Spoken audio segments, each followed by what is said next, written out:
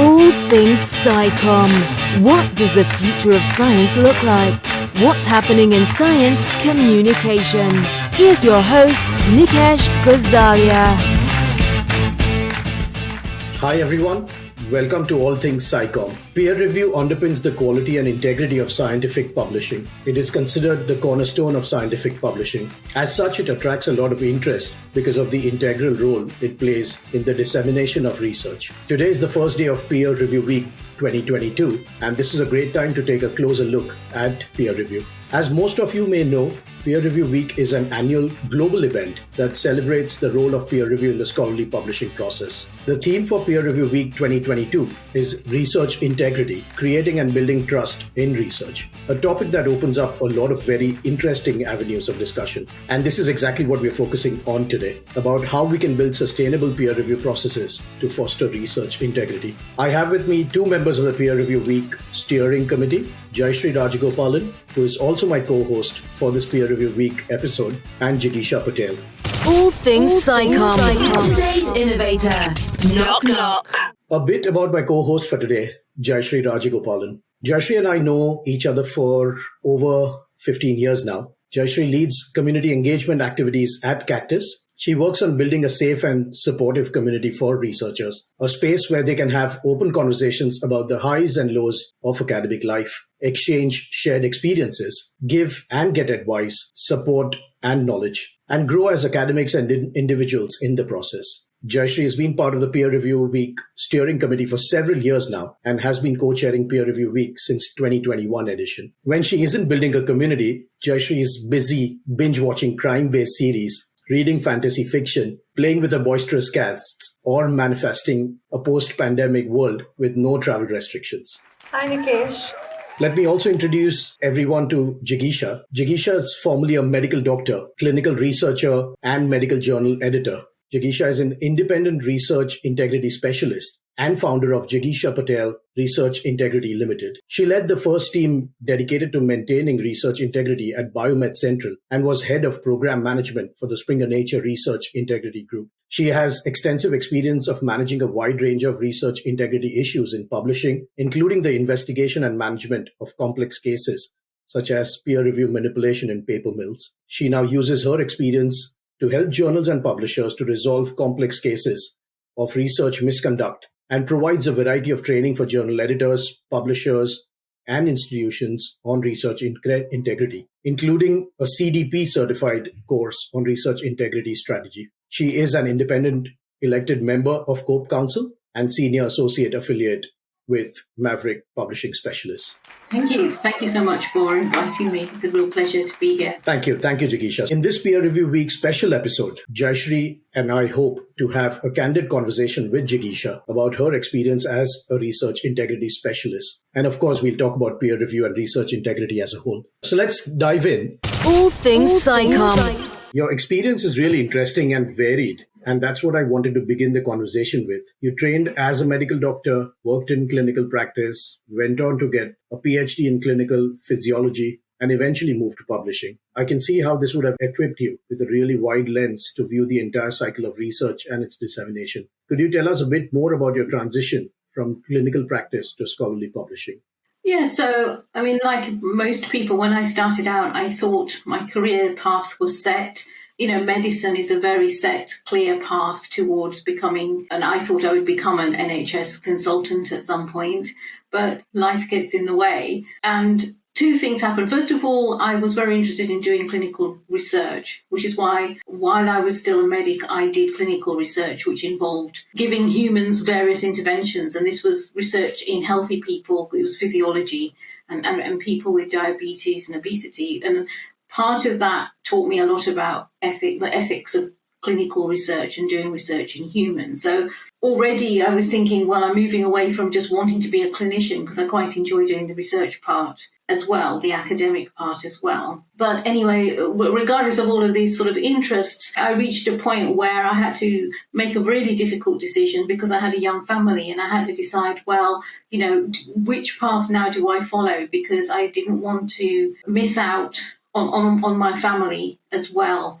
And it was while I was sort of in the throes of this dilemma that I saw an advert for a job at the BMC for an associate medical editor, and it listed the requirements of the job. And I thought, I can do this. I have, I ticked all the boxes. And I applied and got the job. And that was how it happened. There was no grand plan or strategic exit from one to the other.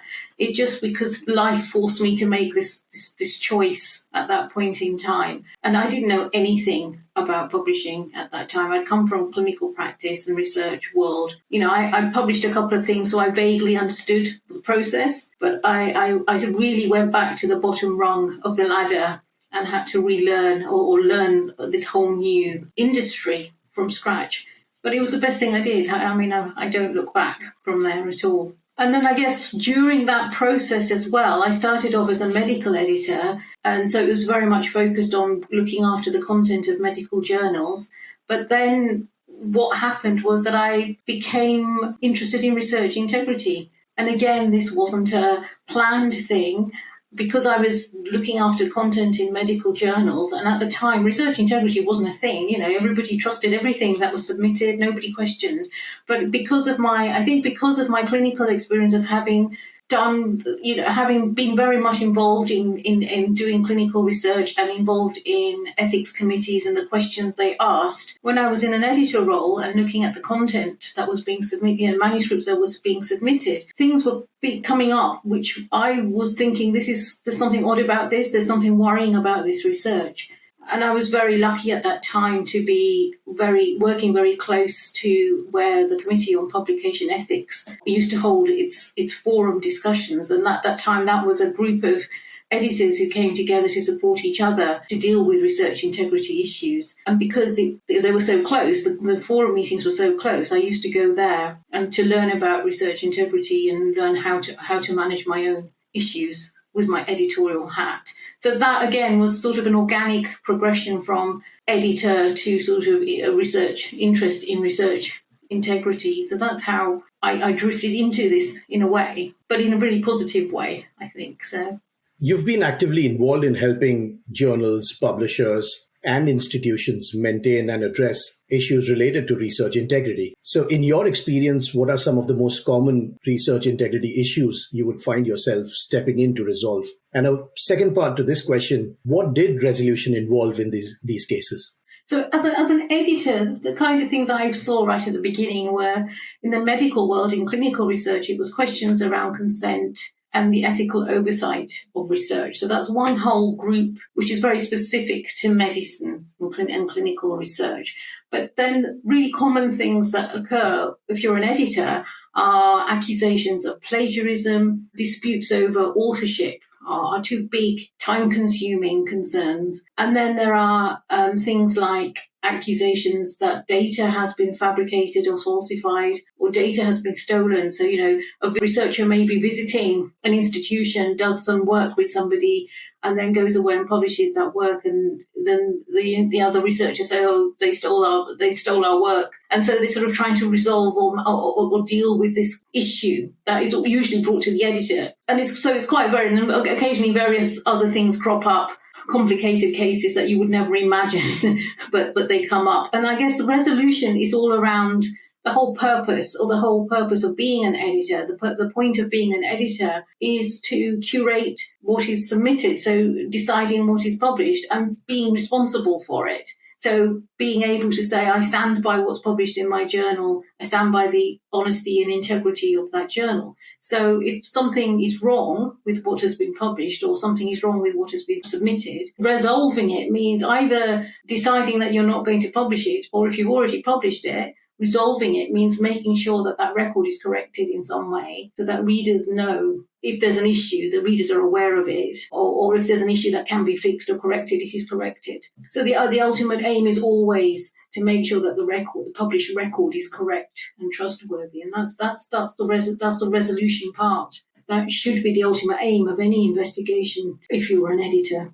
of an allegation. I'm really excited to speak to you. I've been wanting to have this conversation with you. First things first, thank you for sharing your journey with us about how organic it was. And I speak to a lot of researchers who say that they are at a crossroads in their lives. They have personal commitments and they also have professional aspirations, and they're trying to decide what should I do? Should I leave academia? Should I step out? Should I do something else?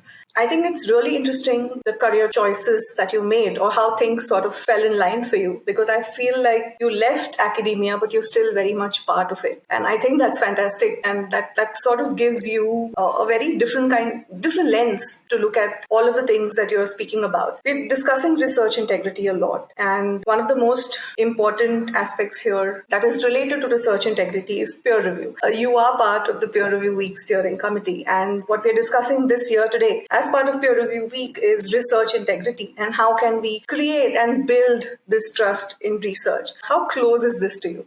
So, I haven't been involved in the peer review steering committee for a long while. I joined last year quite late in the planning and just helped out a little bit with admin and things. This year, I'm really excited to be part of it at a much earlier stage. One of the reasons for me is that when it comes to peer review and research integrity, they're often seen as two separate things, two separate processes. And if I do deal with peer review, it's usually because something's gone wrong with it. There's some misconduct or integrity issue related to the peer review.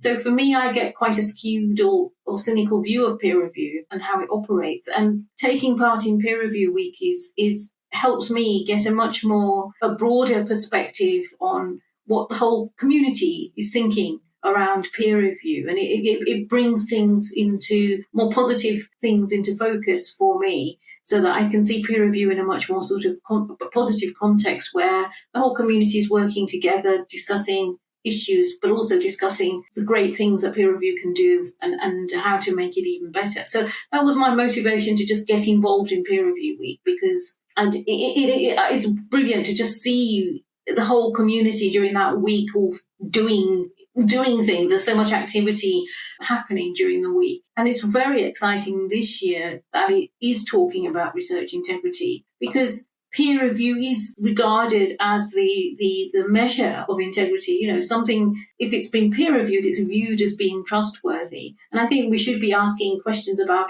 is that a right assumption to make? What can we do to make sure that that is correct? That is a correct assumption to make.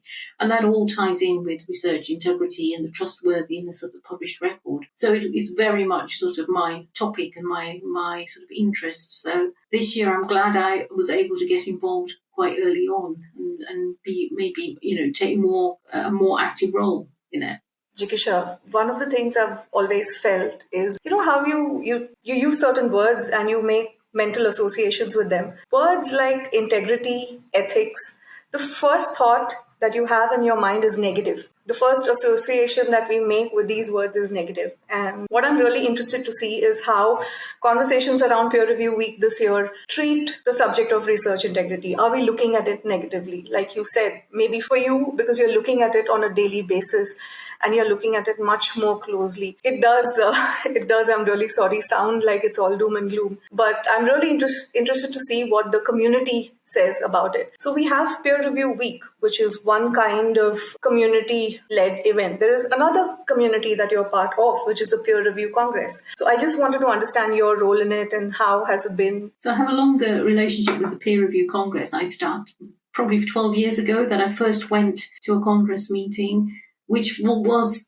really interesting for me because it's the first time I saw research being done by journal editors about research integrity and peer review. So that was a novelty for me. And over the years, I've contributed, I've submitted research, presented in posters, and then more recently joined the advisory committee and helped out with, in some cases, moderating or chairing sessions when they were live. The last one was a live session, but also helping out with peer reviewing the submissions as well. So that's part of the role of the advisory committee and what I have done. But I think the peer review congress is very important as well, because that's where research on research integrity and peer review is presented. And that's a a sort of poor relation of the research fields because there's very little funding or specialization purely in research integrity. People do this research on top of what they're already doing on the side, probably without dedicated funding, and yet they still manage to get this research done and out there. And so the Peer Review Congress is a great sort of platform to talk about this research. So that's another really satisfying initiative to have been involved in over the years. Jigisha, based on your experience with publishers and as someone who now helps different stakeholders maintain research integrity, what do you think are some of the biggest threats or barriers that make it really tough for us as an industry to maintain research integrity? So I think one of the biggest barriers is admitting that there is a problem with research integrity, because within the publishing industry, many publishers are in competition with each other. They're competing to get authors to submit to their journals. And so there's a reluctance to admit a problem because then it makes them look bad. How could they let this happen? But the ironic thing is that all of them, everybody's got the same problems happening to them. And not talking about these problems is what makes it really difficult to manage them and handle them and address the issue. So that's one barrier that is still there, but I think is improving as different publishers and journals are realizing that they're not alone with their issues, and therefore they're beginning to talk more and more. And there are various initiatives that are encouraging this to happen. And so one of the ways this is improving, one of the ways is this barrier of not wanting to talk about research integrity issues is being addressed is, first of all, their Hope is doing work in actually doing research and asking publishers what the issues are. Particularly around paper mills. And earlier this year, there was a report published by COPE and STM jointly on the issue of paper mills. And one of the recommendations there was, that there should be a collaborative approach to using technology and developing tools to address the issue of paper mills. And there's also the SDM Research Integrity Hub, which is another initiative which is trying to bring together experience, expertise, and actually pool data, again, in the hope of developing tools that will help to detect and screen for submissions which have research integrity issues. So, if you'd asked me this question sort of 5 years ago, it would have been quite bleak, I think. I would have said, nobody's talking to each other because they're all too worried about how it might impact on them. But I think this year particularly, it's quite an optimistic, I have an optimistic view about bringing these barriers down, because there's a lot of talk about collaboration and working together now within the industry to tackle the big research integrity issues. And you briefly mentioned about possible tools. In your opinion, is there a technology solution, an AI-based solution possible to kind of address this issue? Because there have been some conversations, even I've had with some of the publisher partners who have maybe inquired that, do you have some solution in place? But I just wanted to hear your thoughts in terms of, is there a technology solution possible? This is a really tough question because it's so easy to be quite extreme in your views about AI. It takes a bit of effort to be objective about it, but also cautious as well. So I think we always have to remember that AI isn't the solution to everything. And people get excited about technology and innovation and think, we'll use AI and that will help fix this problem. But with research integrity, it is such a complicated and nuanced field in terms of the issues that come up. I think there always needs to be a human brain involved in the final analysis and decision making. But having said that, certainly the use of technology like AI helps to speed up processes. So it helps to, in my work, I spend a lot of time manually looking at data, just looking at spreadsheets of information to detect what's going on. This is not, I'm sure there's AI could probably do it much more accurately and faster than my brain can do it. So there's jobs like that where I think AI would be perfectly suited to be useful. So it is a balance, and it's sort of don't get too carried away in thinking AI is going to solve everything and fix everything, because you need a human with editorial expertise and expertise in research integrity to make a final judgment. But also don't go the other way and think AI is terrible and will ruin everything either. There are certain jobs in the process which it would be perfect for. And we just have to be very cautious, objective, and ask lots of questions along the way every time we think about using AI. Are we using it for the right purpose? And what are the potential pitfalls of using it? It has to be a steady, cautious approach without damning it altogether. We can't avoid AI. It's everywhere already. So we have to face up that we're going to have to deal with it. We just need to go into it with our eyes open and sensible brains on, a sensible brain in action. Brilliant. That's a great insight, Jigisha. So moving on, but slightly related, Jigisha, as far as the peer review process is concerned, what would you identify as specific threats to that process? The problem at the moment I see with peer review is that it is seen as a method for validating research, but all of the innovation focuses on the process. So it's sort of moving away from journals. It's sort of making it sort of more, there's community peer review and there's collaborative peer review and post-publication peer review. So it's the process that people are focusing on rather than the content of. So the fact that something has been peer reviewed seems to be seen as a validation. Whereas if we're going to move away from that curation of peer review reports, which is what a journal editor does, if we're going to move away from that, then the content of the peer review reports themselves matter a lot more. If you see, for example, with preprints, it's not okay to just say it's been peer reviewed. The next question should be, and what did the peer review report say? And the next question should be, and who were the people who peer, how were they qualified to judge? And the next question should be, how valid are the comments of the peer review given their qualification? So that level of scrutiny of peer review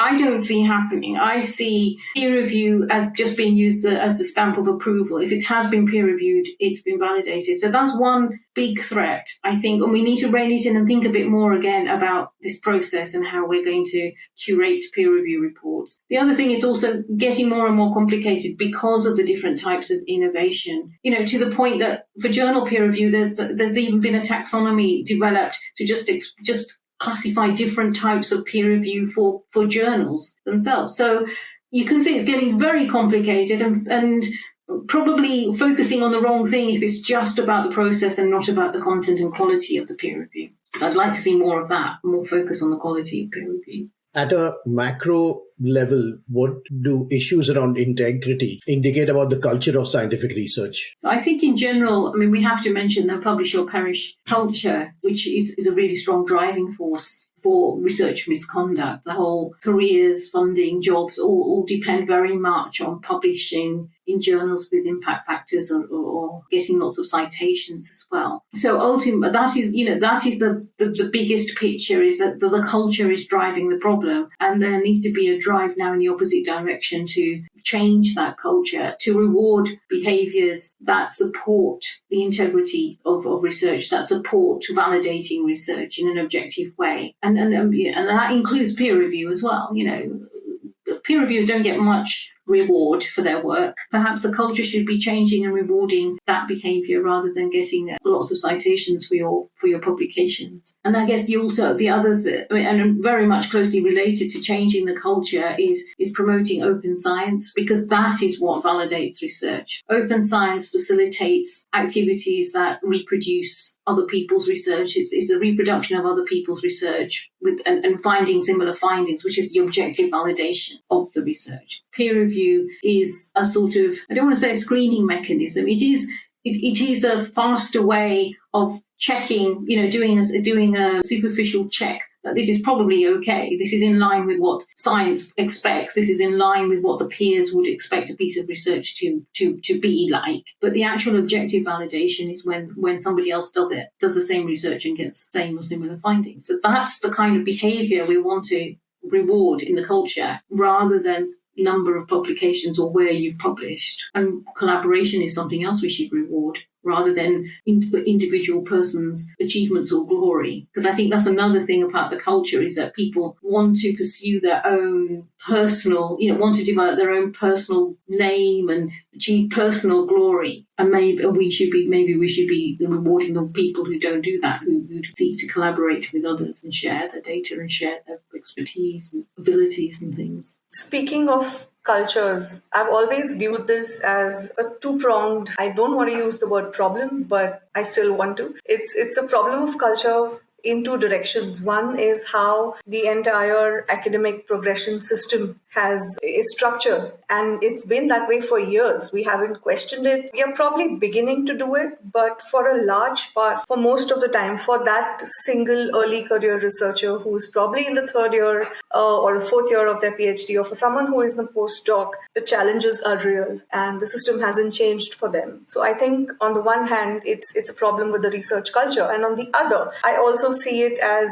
very slow evolution or adaptation of the entire publishing workflow. So here we are speaking about how peer review could possibly evolve. We are looking at preprints. The pandemic made us think about the need for speed in a completely different way. It questioned everything that we were doing. We wanted important research fast. We wanted the research that we are getting fast to also be credible. I feel like the pandemic just made us look at ourselves. It was like looking in the mirror, and it gave us a reality check. So I feel the problem is still two-pronged. It's the academic culture on the one hand, and it's also how the publishing system works. And what you said was very interesting. For me, I personally relate to it because I speak to so many researchers on a daily basis. So I think it's the institution-publisher partnership and collaboration, which I think is key. And I feel a larger gap here might still exist across continents or countries. So I think bridging the cultural gaps here will also be really, really key. And I think that would truly make this, a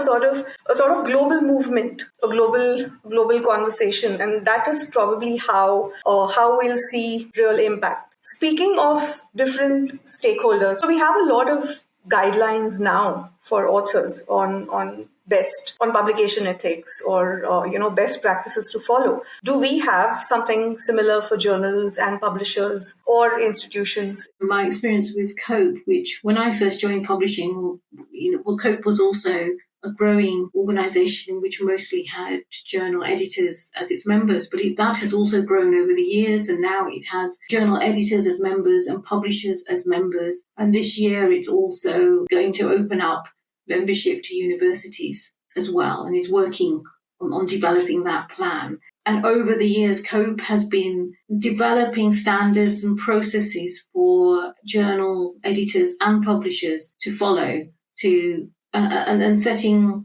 and actually facilitating the agreement of standards so that everybody agrees the same standards, because that's another issue, particularly between journals and institutions. And because, a journal might might have a set of standards about authorship, and authorship is one of those issues that occurs quite often where authors often don't realize the importance of authorship or what authorship means. It means taking responsibility for the content of the article. It's not just a name on the top of the article.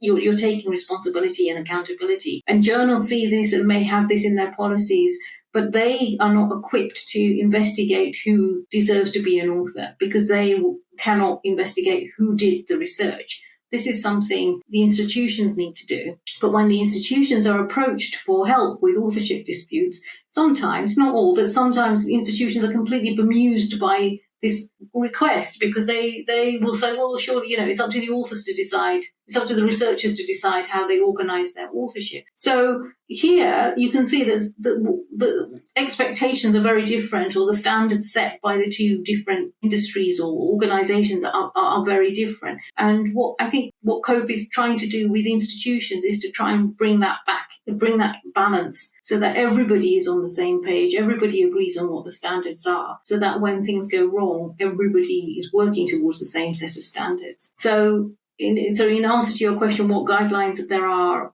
for editors and publishers, I would obviously say that, but I would say that COPE has many guidelines and standards set out for publishers to follow. When there's a case of dispute or a potential breach of ethics, or if it's a research integrity issue and there's a conversation between a journal and an author, how smooth is this conversation? How easy is it, do you think, for authors to understand exactly what the journal editor is trying to say? And how easy or difficult is it for the journal editor to understand the author's explanation or point of view? But this is the heart of the work that I do, because I have made the mistakes. When I first started out dealing with research integrities, I have dealt with thousands of cases of research misconduct and allegations. And so I am able to anticipate the consequences of every communication, and how you communicate is so important, because remember, you're telling an author or a researcher that somebody's made an allegation against, and if you put yourself in their shoes, you can imagine that they might feel angry or hurt or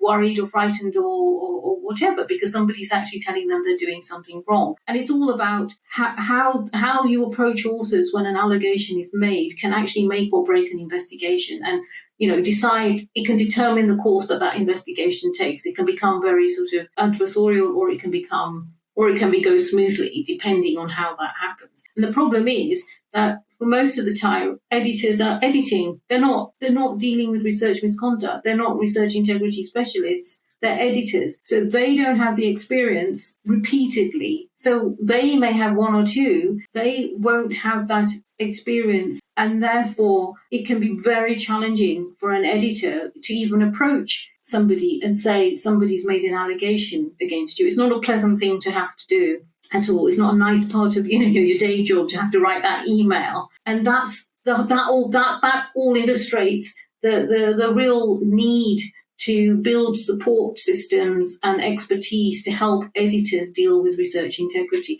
And that's what I endeavour to do. Is to help editors set up processes, help editors understand how they can approach authors to make this whole process smoother and easier. Because it can be it's quite a stressful job if everybody's complaining, everybody else is doing everything wrong. It's a very there's a lot of conflict when you're dealing with research integrity, allegations of research misconduct and research integrity issues. The trick is to preempt the problems and make sure that researchers, the authors who are submitting to journals, they are aware of what's expected of them, because they won't have had it. Many of those won't have had any actual training on research integrity or won't be aware of best practice. They are following what their colleagues are doing. They might be following what their supervisors are doing, and their supervisors may not be following best practice either. So they may be innocently doing things that they don't realise are not the best thing to do. So to be fair to them, journals should set out what their expectations are up front. And that really also makes a huge difference as well. In an ideal world, all stakeholders, which is funders, institutions, authors, journal editors, publishers, peer reviewers, they understand each other and collaborate towards the common goal of sharing credible research. But that doesn't necessarily happen always. Why so? So certainly there's a lack of awareness in the first place. So that there is an issue where gaps need to be filled in. There's also a lack of expertise, which is what I described earlier. So even if these different stakeholders are aware, they may not actually know what to do about it. And then there's also a lack of agreement of what standards should be, as I've mentioned. And then there's a lack of collaboration and actual communication, or opportunities to collaborate and communicate.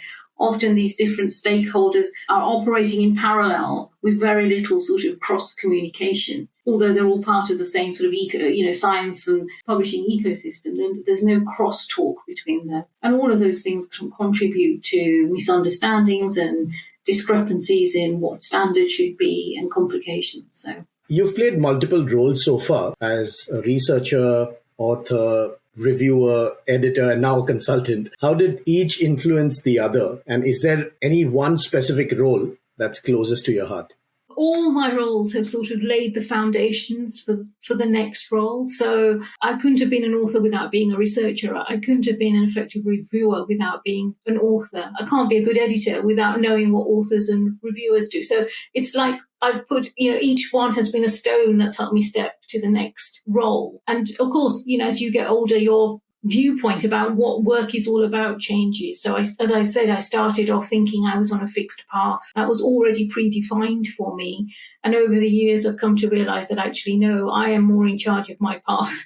I can actually change and the world won't end. I can do different things that, interest me and it's all fine, it leads to a happier life. So in terms of which one I really speaks to me is what I do now, because, I very much believe that we should be sharing experience and helping each other. And that's exactly what I do. If I was working for one organization, I wouldn't be able to then go and help somebody else. I would be tied up with one organization. And what I do now means I am free to go and help people with my experience, hopefully to make things better. So, and I do it on my terms as I want to do it. So of course, I think this is where I want to be. Absolutely. How do you keep yourself updated about, the industry as a whole?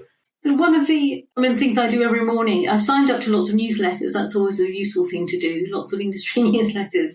And I go through every morning and see what's happened in the world of publishing and research integrity. And you usually know when something's happened because the same story will be in every single newsletter that I look at. So that's one of the things I do. And then also when I'm creating my own training or writing, I'm doing a lot of research anyway. So I'm reading what articles have been published, what research people have done into various aspects of research integrity. And then the activities I do with COPE, Peer Review Congress, Peer Review Week, things like that also keep me informed on what's going on. But it's such a fast moving industry, it's very dynamic. So, I still miss things. I still sort of realize that, something has happened and I only just found out about it because it's such a fast moving dynamic. There's things happening all the time. So thank you, Jigisha, for joining the conversation on all things SciComm. Both Jayashree and I really enjoyed, and I'm sure all the listeners are going to enjoy this particular conversation as well.